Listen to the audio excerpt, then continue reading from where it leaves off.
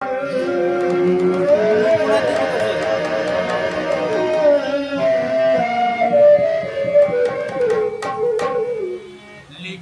রাবণ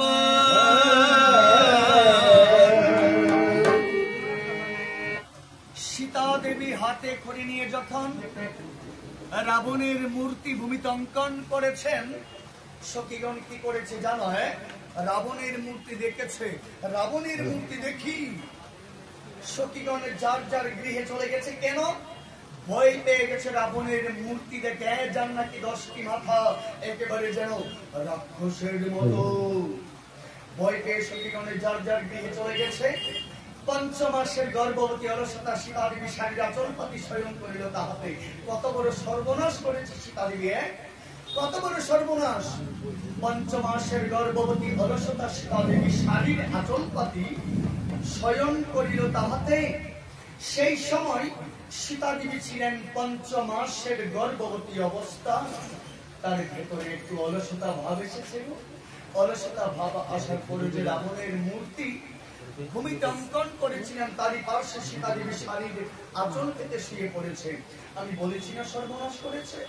বলেছি তো। আর এই মাত্র সর্বনাশের শুরু। এই মাত্র সর্বনাশের শুরু। ভদ্র নামক পাত্র সীতা দেবীর মন্দিরে করেছেন প্রবেশ। এই ভদ্র হচ্ছে অযোধ্যার একজন প্রজা। সে প্রজার নাম হচ্ছে ভদ্র। সে ভদ্র সীতা দেবীর মন্দিরে প্রবেশ করেছিল। সীতা দেবীর মন্দিরে প্রবেশ করে দেখতে পেল কি জানো?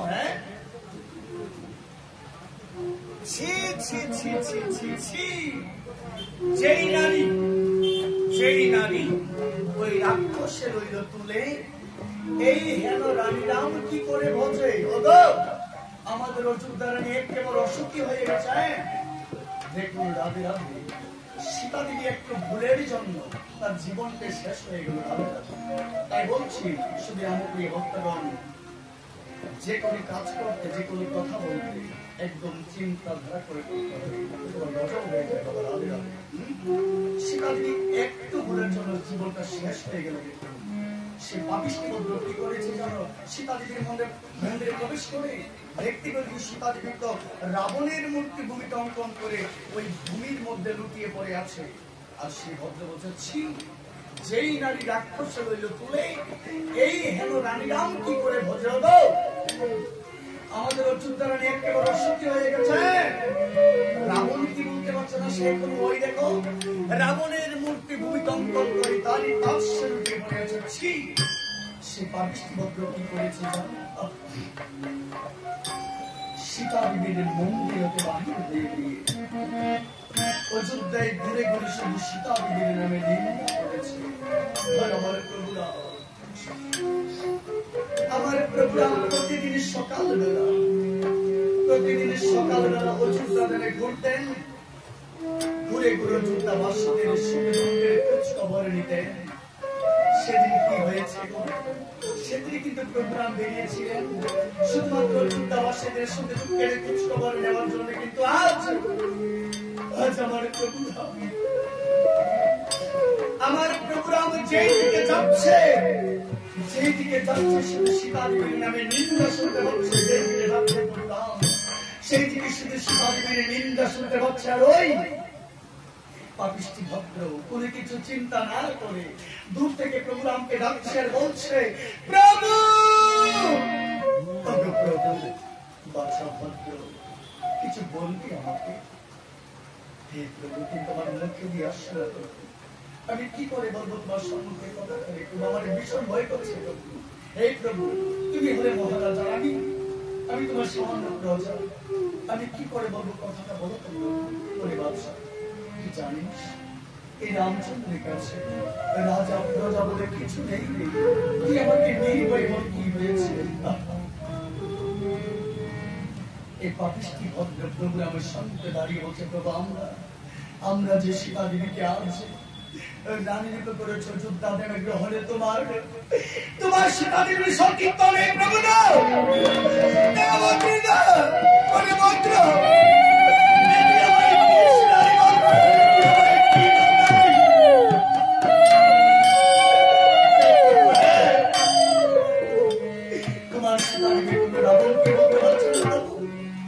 রাবণের মূর্তি ভূমিতে অঙ্কন করে তার পার্শ্বে লুকিয়ে বলে থাকে, হে প্রভু, তোমার সীতারই অসতী হয়ে গেছে।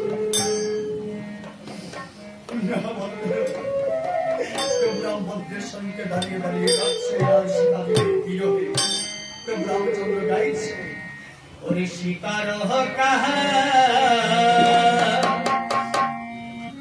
এ রণে আমি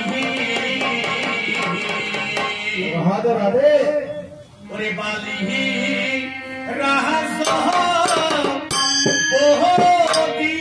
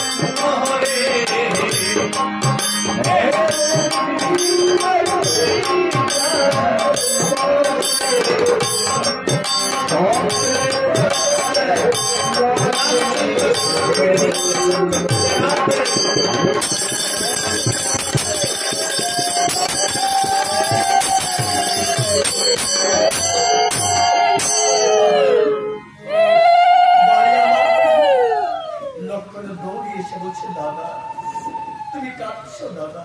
হ্যাঁ রে ভাই, আমি কাঁদছি। তুমি কেন কাঁদছো দাদা, বলো। ওরে বাবা।